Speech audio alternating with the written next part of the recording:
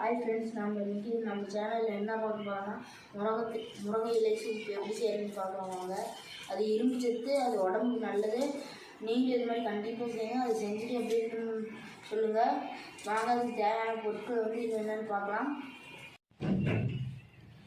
Friends, நம்ம முருங்கை இலை சூப் வைக்கிறதுக்கு அதுக்கு தேவையான பொருட்கள் முருங்கைத்தலை எடுத்துக்கோங்க. உப்பு தேவையான அளவு, வெங்காயம் சின்ன வெங்காயம் ஒரு 5-6 எடுத்துக்கோங்க. தக்காளி 1, சீரகம் ஒரு கொஞ்சம் அளவு, மிளகாய் 1.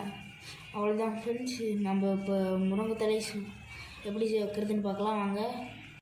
ஃப்ரெண்ட்ஸ், நம்ம இப்போ ஒரு குண்டை எடுத்து வச்சுட்டு அதில் தேவையான அளவு தண்ணி ஊற்றிக்கலாம். இப்போ நம்ம முருங்கை இலை கஷாயம் சூப் செய்கிறதுக்கு அதுக்கு நம்ம தேவையான பொருட்களெல்லாம் கொட்டிடலாம். முருங்கை இலை ஃபஸ்ட்டு கொட்டிடலாம்.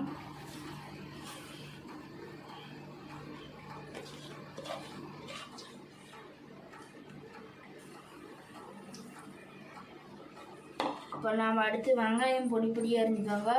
ஒரு மிளகாய் கிள்ளி வச்சுக்கோங்க. சீரகம் தேவையான அளவு எடுத்துக்கோங்க.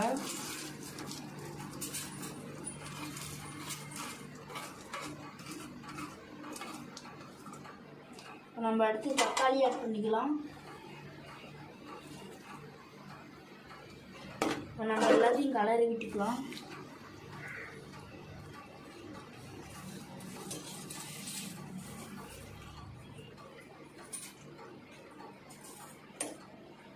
உப்பு போட்டுக்கலாம், தேவையான அளவு உப்பு.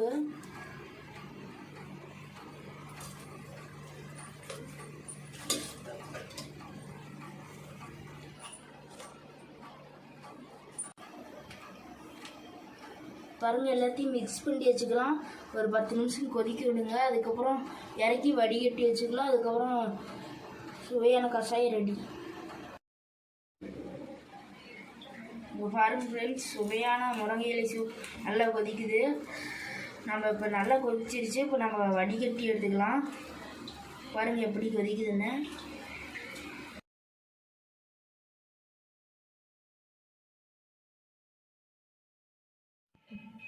இங்கே பாருங்கள் ஃப்ரெண்ட்ஸ், சுவையான முருங்கை இலை சூப் ரெடி ஆயிடுச்சு. நாங்கள் வடிகட்டி எடுத்துட்டோம். பாருங்கள், இது வணக்கி கூட நீங்கள் வச்சு சாப்பிட்டுக்கோங்க. இதனால கொஞ்சம் பெப்பர் தூவிட்டிங்கன்னா இன்னும் நல்லாயிருக்கும். மறக்காம நம்ம சேனலை சப்ஸ்கிரைப் பண்ணிடுங்க.